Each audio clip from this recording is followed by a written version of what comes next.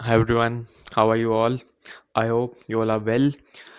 तो firstly welcome you all in the session and before proceeding यार मैंने एक चीज़ क्लैरिफाई करना चाह रहा था कि हो सकता है कि अभी ना चीज़ें थोड़ा थ्योरेटिकल नॉलेज लगे बट ये चीज़ें ना मस्ट हैं and very soon we are going to start implementing the things क्योंकि मैं भी समझता हूँ कि जब तक हमें किसी चीज़ से आउटपुट ना मिले ना तब तक उस चीज़ के टुवर्ड्स अटेंशन देना इतना ईजी नहीं होता बट येस जो चीज़ें हम कर रहे हैं वो आने वाले टाइम में सच में यूज़ होंगी एंड हम बहुत जल्दी ही इम्प्लीमेंटेशन भी स्टार्ट करने वाले हैं तो ध्यान देना यार और कंसिस्टेंट रहना।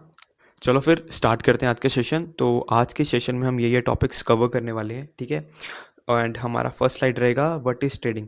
देखो यार, सिंपल मतलब होता है ट्रेडिंग का कि शेयर्स को बाय एंड सेल करना in short period of time and इसमें प्राइस मूवमेंट से बेनिफिट लेना हमारा मेन गोल होता है। प्राइस मूवमेंट से बेनिफिट लेने का मेन गोल इन अ वे कि छोटे प्राइस पे खरीदना एंड बड़े प्राइस पे बेचना टू अर्न प्रॉफिट, ठीक है।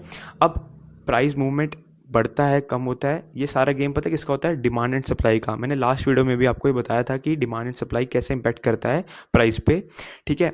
अब हमारा मेन फोकस ना यहाँ पे कंपनी की ओनरशिप में नहीं होता। ओनरशिप इन अ वे कि मान लो अगर मैं इन्वेस्ट कर रहा हूँ ना तो मैं लॉन्ग टर्म के लिए इन्वेस्ट करता हूँ, इन्वेस्टमेंट वाला, ठीक है।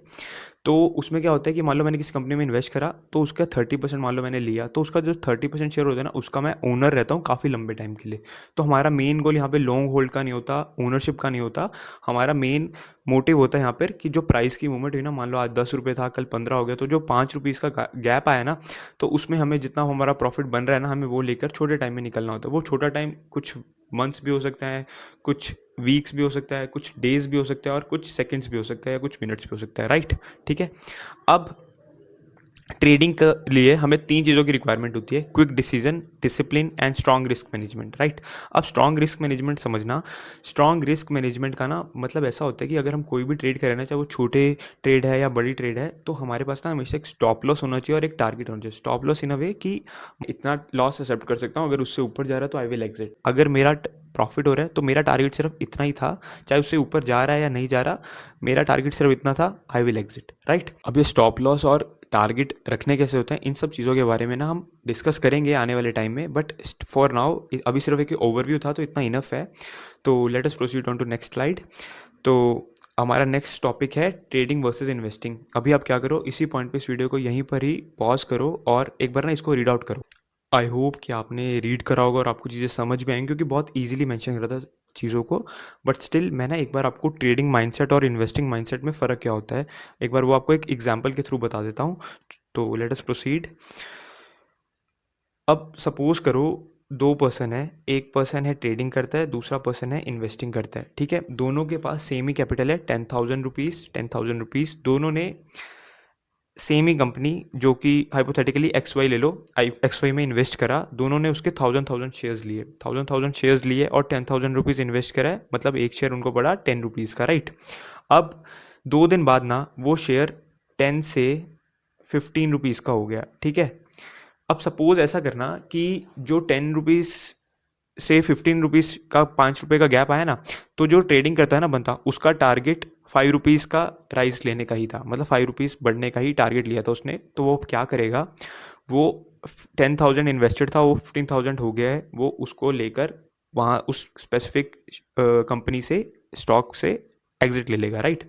अब दूसरा केस ये समझना कि एक पर्सन जो इन्वेस्टिंग करता है ना, उसके लिए जब प्राइस में फ्लक्चुएशंस हो रहे हैं उसका मैटर ही नहीं करता, ठीक है।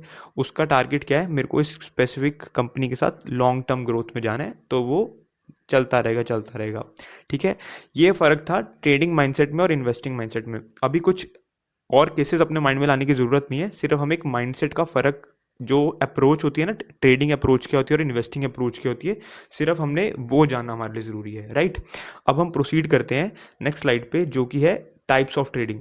देखो, ट्रेडिंग के बहुत सारे टाइप्स होते हैं but ideally to initiate the things हमें सिर्फ 4 टाइप्स जानना ज़रूरी है एज अ बिगिनर। अभी जो ये टाइप्स है ना, ये क्लासीफाई हैं on the basis of duration for how long we hold a position, ठीक है।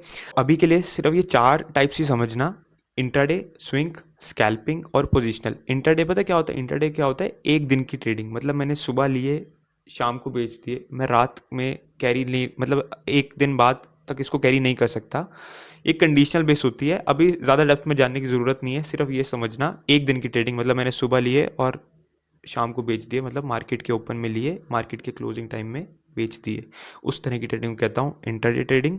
और वैसे तो थर्ड पॉइंट पे लिखा है स्कैल्पिंग, बट अभी हम इंट्राडे के बाद ही उसको डिस्कस कर लेते हैं, क्योंकि वो उसका इंट्राडे का फास्टर वर्जन ही होता है स्कैल्पिंग, जिसमें हम कुछ मिनट्स की ट्रेडिंग करते हैं। मतलब कि हम इंट्राडे में करें कुछ आवर्स की ट्रेडिंग, बट जब उसको मिनट्स में कन्वर्ट कर दो तो उस तरह की ट्रेडिंग को कहते हैं स्कैल्पिंग। और स्विंग ट्रेडिंग में क्या होता है कि मैं कुछ दिनों तक के लिए चीज़ों को होल्ड कर सकता हूँ, उसको उस तरह की ट्रेडिंग को कहते हैं स्विंग ट्रेडिंग। और अगर मैं कुछ वीक्स या कुछ मंथ्स तक प्रोसीड कर रहा हूँ उन चीज़ के साथ, तो उसको हम कहते हैं पोजिशनल ट्रेडिंग।